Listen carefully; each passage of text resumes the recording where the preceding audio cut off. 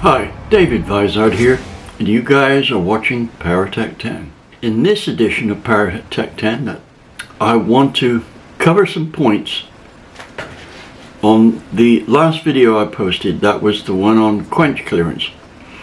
Now, very many of you posted some very pertinent comments. Just goes to show I'm dealing with an upmarket audience here. What I'm going to do, instead of leaving the continuation of that video, maybe a couple of weeks, I'm going to do it now, because obviously it needs to move on, because I'm grading that by the content of many of the comments I received. Now, I need to tell you something here. I'm shooting this part of the video pretty much at the end of what I've done, and the reason that I'm adding this bit in here is that I am realizing there is so much more to this quench action technology here that I'm not going to get it all in this edition.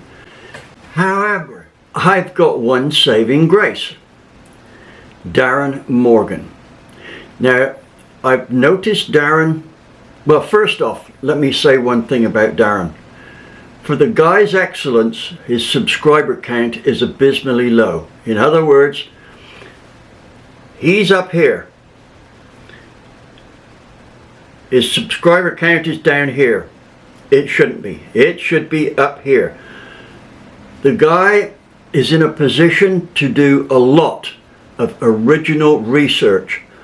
Do not ever shortchange the guy's knowledge. That will only cost you. I watched these videos years ago, and I'm going to put them in now, and I suggest you go and watch them, because stuff that I've left out, Darren has illustrated it and explained it in far greater detail than I'm prepared to go into. But do that after you've watched my video.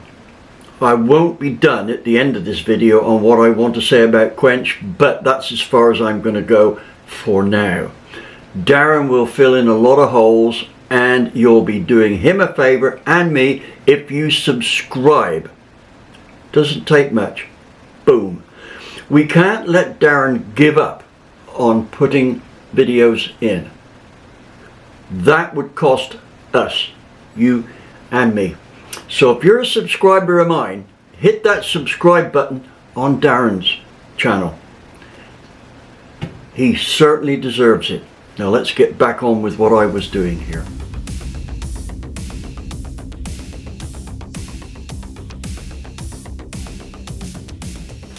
First, let's look at some interesting phenomena that occurs during the quench process.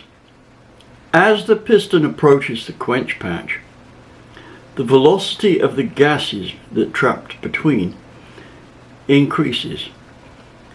Now, if it could actually do it, and the piston approached the cylinder head to a zero gap, theoretically, just prior to that point, any molecules of air trapped between the piston and the head should travel out of that gap at near the speed of light.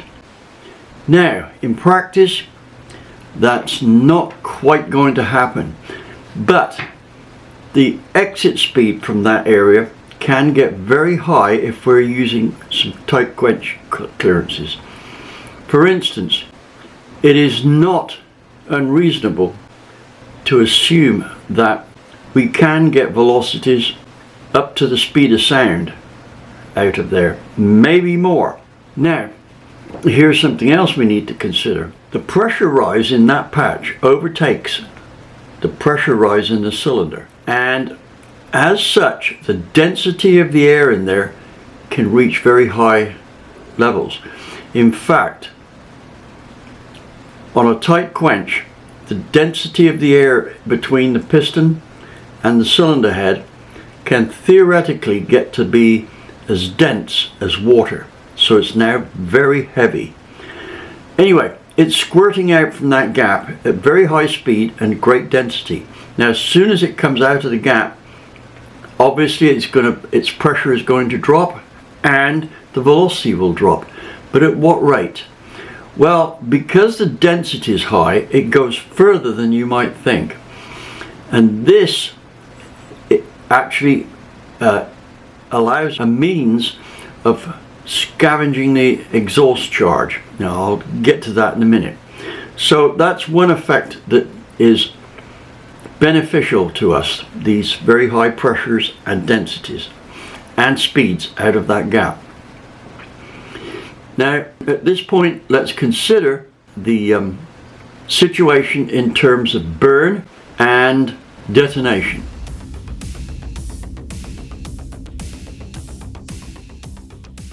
I'll start with detonation first because that is a part of the deal here that is most dangerous to the life of our engine.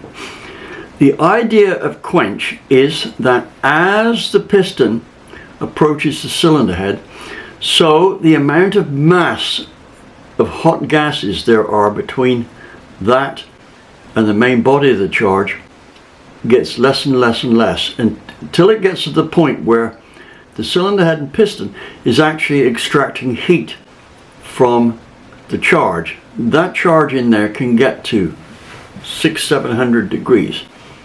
But when it's ejected, it stirs the mixture up to the extent that the whole mixture is very turbulent, which is what you want. You actually want micro turbulence, which squish generates a lot of. Now, this is good because it makes the charge burn more evenly and faster. Here's the issue with detonation at this point. Detonation normally starts, with most engines, by the exhaust valve. And let me make a statement here. In effect, the exhaust valve temperature limits how much power the engine can make, be it normally aspirated or supercharged. Now, this is so because that's where the charge will be hottest. And if the charge isn't burnt fast enough, i.e. is burnt too slow because there's not enough mixture motion there, most of that heat will reside around the exhaust valve. Hence, as the burn takes place, that will be the hottest area, and eventually it will be hot enough to self-ignite or detonate. So, if we can stir that mixture up to the point where we are getting a good burn, it's going to be less likely to detonate. Now, how do we know we're getting a good burn? Quite a few factors play into this. One, you can look at your piston and combustion chamber and see how even the burn is. And if there is an area of the piston which shows that the burn hasn't taken place much in the quench area. The second deal is how effectively the charge can burn and support as even as possible combustion as the flame front goes across the chamber. This is an important factor because at the end of the day, an efficient combustion process is one of the major factors toward getting good fuel mileage. We look at the efficiency of an engine very often in terms of its brake-specific fuel consumption. That is, how many pounds of fuel it uses per hour of running per horsepower generated. What is equally important is the amount of horsepower it makes per pound of air that it intakes. If both the air and the fuel are low in that area for any given horsepower, then we are going to have a power engine. Now, we know already that we are very limited in terms of breathing for these engines, for any piston engine. So, every cubic feet of air we get in, we need to use it as effectively as possible. Quench helps out in that area. So that is why we need to pay attention to it.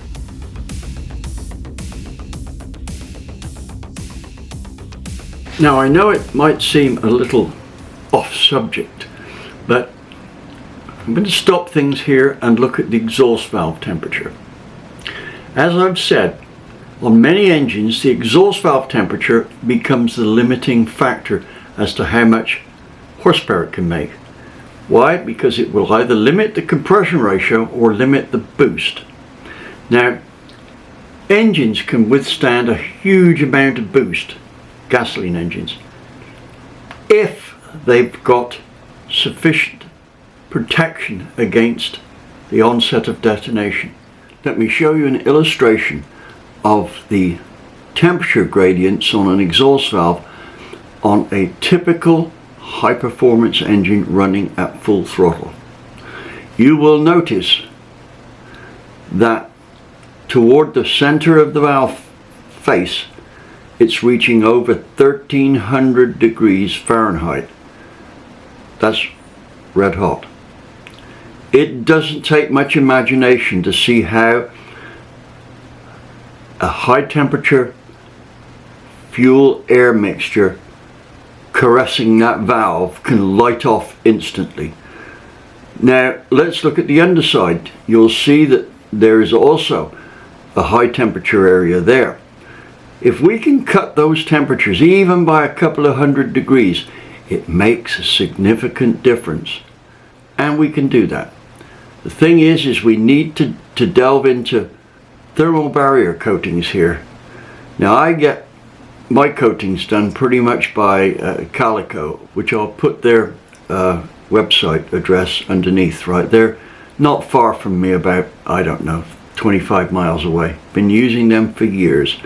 Anyway, when I build a turbo engine, I make this almost always a must to do.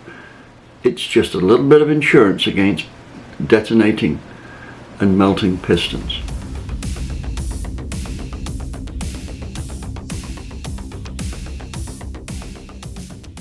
Now before we get going here, I just played back what I've just done, and I need to make a point here. I think I'm getting into this in too fine a detail, but I'll carry on anyway, and then grade things for you later on. This business of the exhaust valve temperature and the connection with squish is a tenuous one, and one that I've rather noticed over the years rather than done a direct experiment with. So let me carry on and then quantify it all at the other end. Now, what we've got to deal with here is a number of things. First off, the cooler the charge is, the less likely it is to detonate. The cooler the charge is over the exhaust valve, the less likely it is to detonate. The denser the charge is and the less it's diluted with exhaust tends to make it ignite easier, and detonation could come around slightly sooner. Now what we've got to do here, like I said, this is rather a tenuous connection here, is get rid of as much hot gas that's around the exhaust valve during the last part of the overlap period. And this is where our quench area, or the shaping of it as it joins with the combustion chamber itself, comes in. So let's look at some diagrams here on how we can make the quench area work for us in terms of scavenging the chamber better. So here we go. What you see is and this is exaggerated to make the point, but what you're seeing here is the quench action, where it squirts out the gases between the piston and quench pad at such high velocity it cannot make it around that corner that's being arrowed now. Well, when I say it can't make it round there, obviously some does, because there's a low pressure point in the port. Now I'm going to pause for a moment for a blatant plug. You know this is Powertec 10, and you know we work real hard. We really would appreciate your subscription just to help us get those circulation numbers that put us on the front page with the YouTube algorithm. It doesn't take much for you to punch a button. It takes a lot of work for us at Powertec 10 to do videos like this. So please subscribe. Now that's over with, and hopefully you've subscribed, let's get back to the point in question here. Take a look at those diverging arrows under the valve, and you'll see that most of the gases went from the quench area over the top of the valve and are diffusing into the rest of the chamber. Now, what could be in the chamber there is incoming charge, and it's being diluted to an extent by those gases shot out from the quench area. Now, the way to sort of fix this is like so. Now, the point to note here is how much of those gases from the quench area is allowed to get round the corner by virtue of cutting a scavenge plateau as indicated. Note that the amount of gases that go over the top of the valve are much diminished. So we score two ways here. Actually three. We get more gas out because we direct it in the right direction. We don't dilute the charge quite as much. And a third point is here, which is not obvious. We energize the exhaust gases to continue out of the port just at the moment when it is going at virtually its slowest during any time the valve is open. So that's good.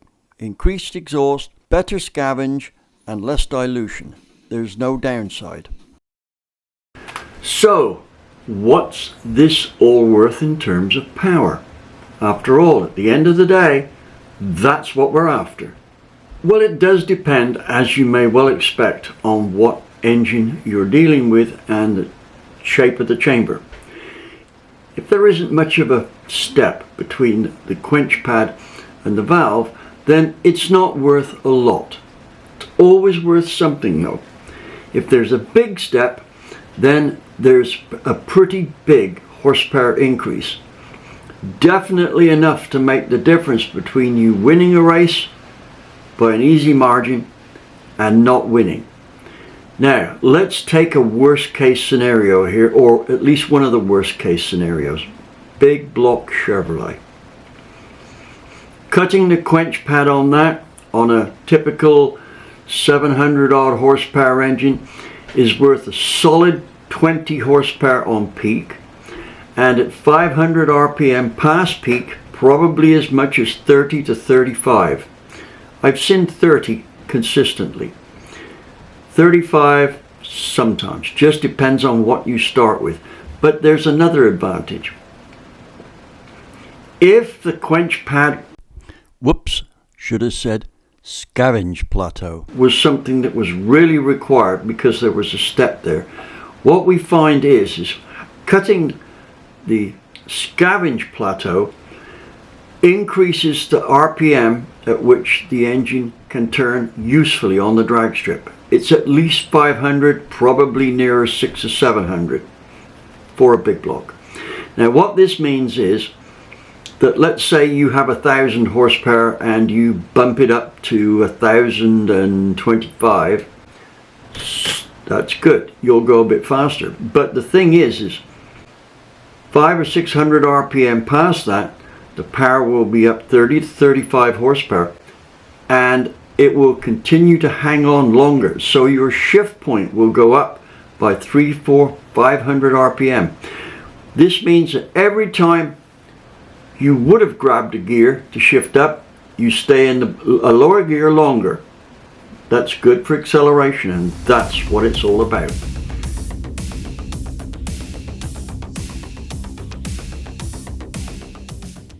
Now let's consider something else here, because it's not pure exhaust that's being emitted or getting trapped in the first instance into that quench pad area. Well, once again, we're getting into some of the nuances here. I've said this many times before, but everything you change on the engine changes something else as a domino effect. Now, that domino effect can be an opportunity to take advantage of yet another move towards power. When that piston comes up the bore and compacts everything into our quench area, it's not just gases. And when I talk about gases, I'm not talking about gasoline, I'm talking about gases. Yes, the fuel can vaporize in the cylinder when it's drawn in because of the temperatures involved. It doesn't all vaporize by any means, but here's a problem. As soon as we start compressing the charge that's come in the cylinder, some really weird chemical things start to happen. The first thing is the temperature goes up and you say, yes, now that's going to vaporize the fuel. Well, we don't exactly want it to vaporize on the way up. What would be ideal is for it to all vaporize just before we got to TDC, but that's an almost impossible situation. Not totally, but it's very difficult to achieve. As the pressure goes up, it takes more heat to vaporize the fuel. So we've got heat wanting to vaporize the fuel, pressure wanting to have it drop out of vaporization back into a liquid. So what actually happens as that piston goes up with all the different compounds there are in the gasoline is not really much short of a nightmare trying to understand it. Now, I'm sure there are guys out there who understand it way better than me. All I know is it's a problem. This is why we need to have fuel droplets of a certain size and a certain rate of vaporization, so that we get a situation where the charge is an optimum mixture just before we ignite it.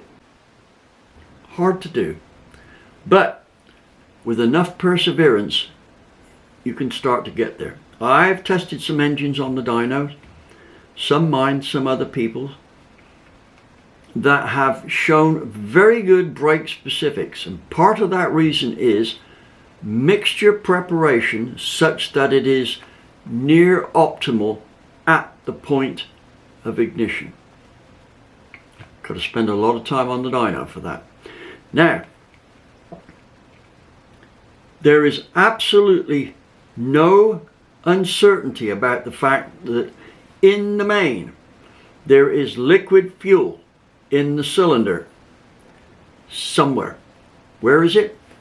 It's almost always getting trapped in the crevice volume.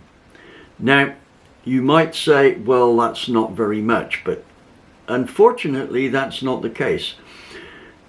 As the piston comes up the bore, the bulk of the combustion chamber and that in the cylinder changes volume greatly, but the crevice volumes around the top ring,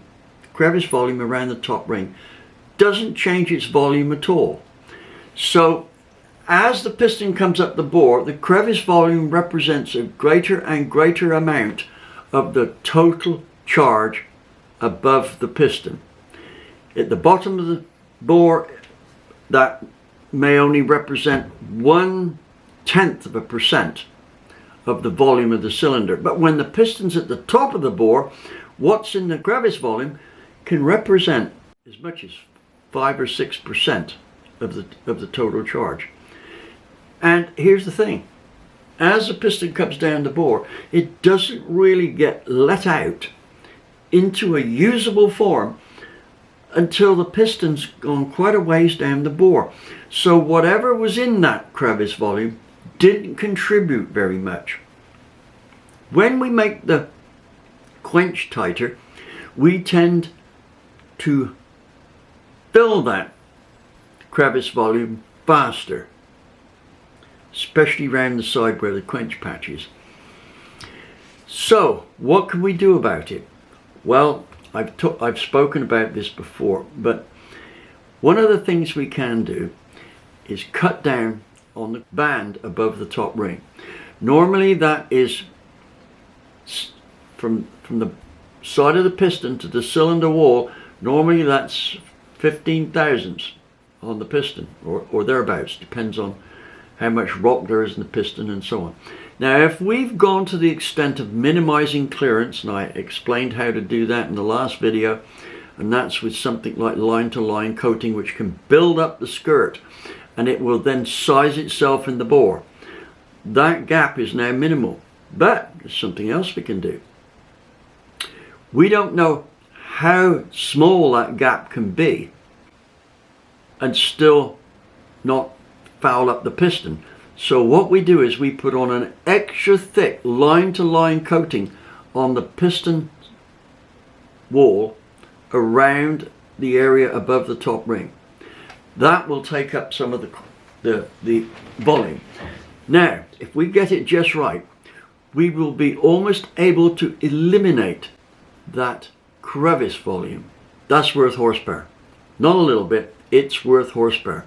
10, 15, could be as much as 20, depending on how bad it was before and how good it is after.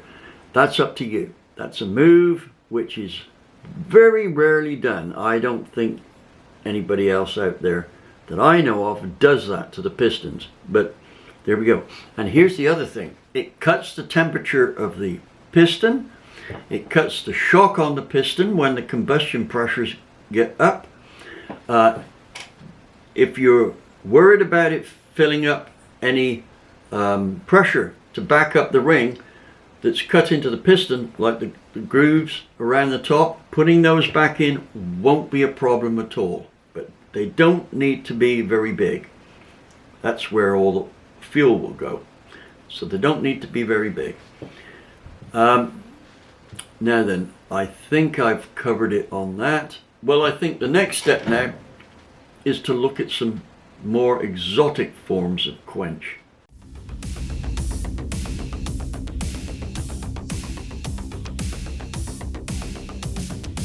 Let's start with tapered quench. Now, it can mean a number of things. I've seen it described as chamber softening. That term I've always thought was a little off in left field. I would much rather look at it in terms of less than conventional type quench. Okay, maybe chamber softening will work, but that's not what it actually does. I think that's misleading. However, let's use the term tapered quench. Now, in different parts of the world it can mean slightly different things, but I think the overall concept of tapered quench is pretty much as it describes it.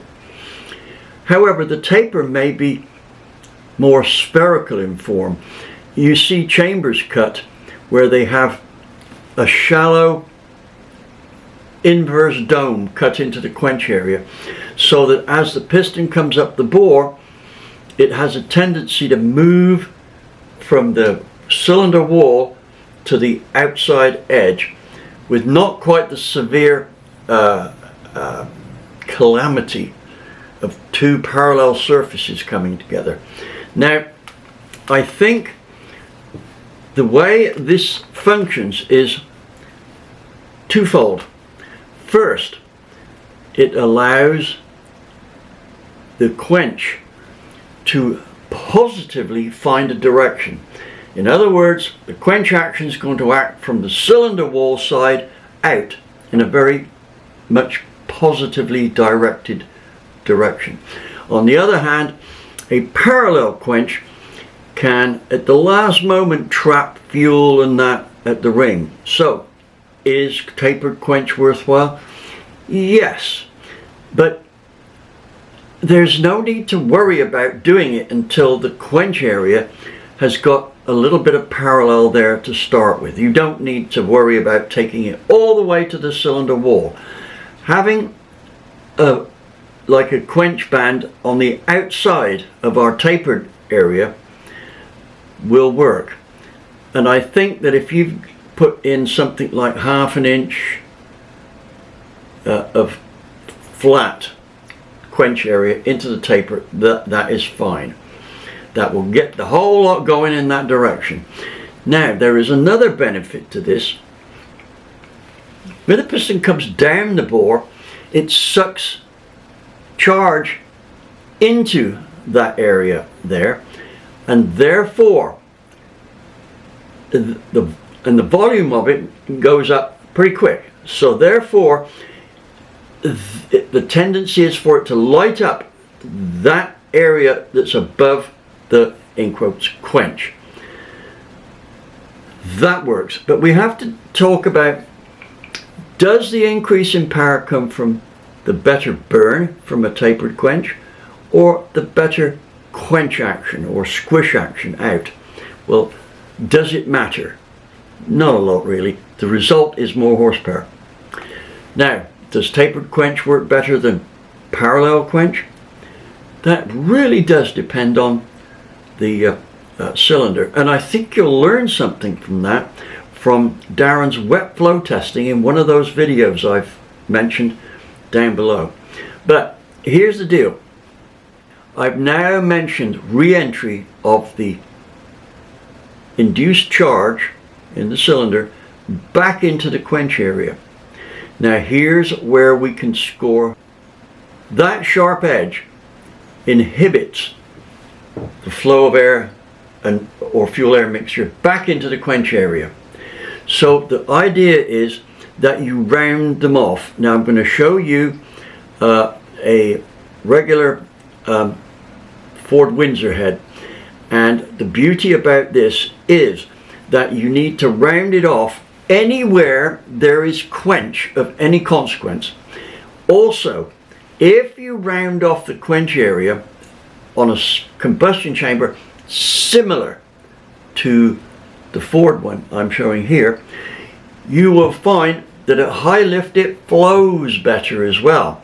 So you lose a bit of shear action for the fuel, but you gain flow. Now at high RPM, I think flow needs to take the priority here, because we can never get a 2-valve engine to breathe well enough for what we want. Never. So any increase in valve flow is going to take precedence over mixture. The port is going so damn fast at high RPM that it's going to be hard to have wet fuel flow if you've got the mixture somewhere right, and if you've got a decent carburetor on it. Now, you will always get fuel dropout in the charge. You're stuck with that. It's a question of how much there is. Getting that crevice volume down is a good idea, and it's especially a good idea, and I got this from recently watching Darren's video, is that the cylinder wall opposite where the intake port comes in, the cylinder wall on the far side of that is normally awash with fuel. What takes it off the wall? The top ring. Where does it go? Into the ringland volume. We don't need that.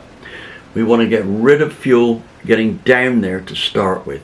If you're going to use one of those reduced diameter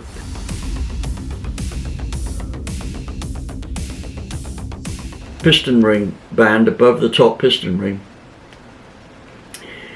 you will find that there will be less fuel that you have to worry about being retained in the ring groove, and also the heat put to the ring is less. You can move that ring up. Now, from a normal position, it's no problem moving the ring up a 1/16 of an inch.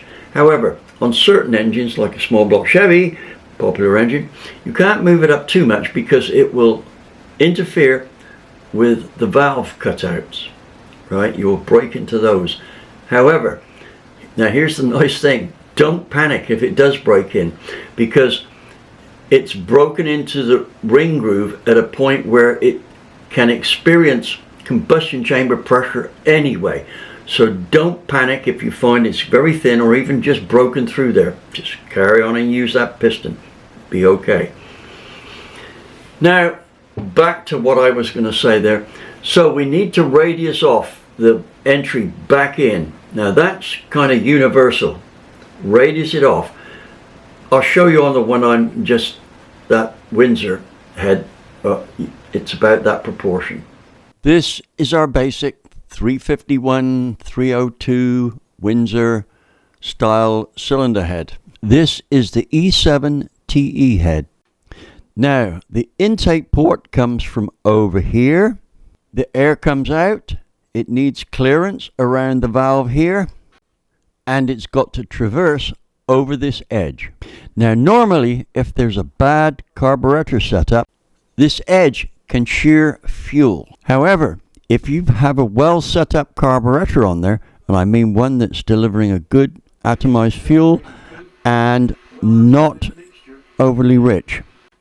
Then the fuel dropout here isn't such a big issue. What happens is that the airspeed between this seat and the valve will tend to, if the droplets are small enough, will tend to reatomize the fuel to a pretty extensive amount. Way back, when I did a little consulting for Dart, I tested this on Dart's wet flow bench together with Dick Maskin and his Pro Stock head guy. The photographs don't lie.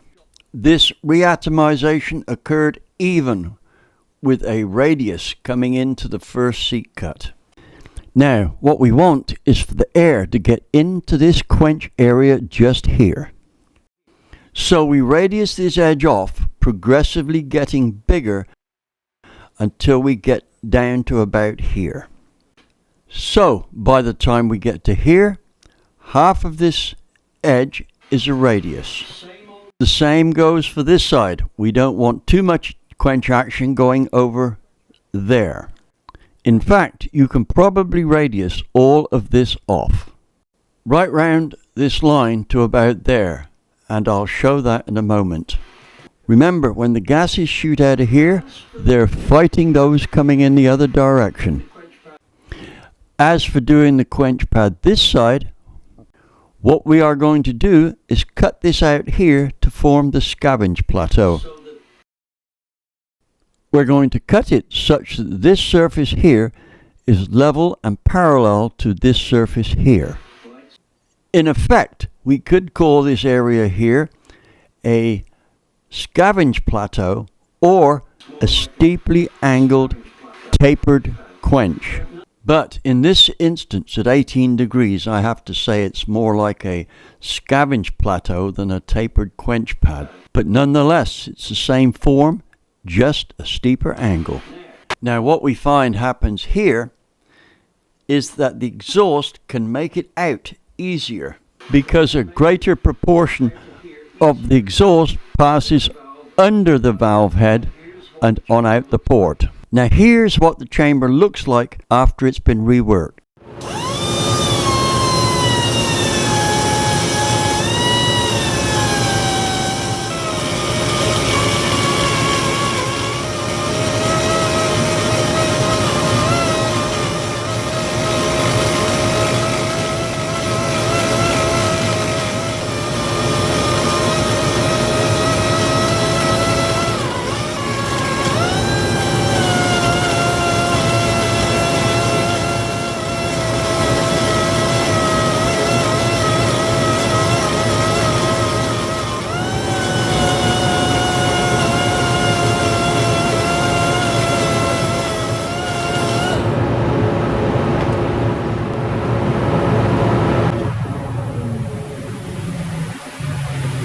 Okay, this is how the quench plateau looks after you flat cut it so that it's even with this chamber here.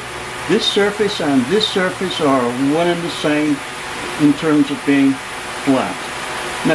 Now because there's a 20-degree difference here, we've still got some rounding off here to do to make this fully effective. So that's the next move. I'm going to round that in. Now if you're an engine shop and you're doing this, of course, that rounding off is best done after you plane the cylinder head. But I'm going to show you what it looks like. Now also, note, this is as good a finish as it need be. It will do the job. So here we go.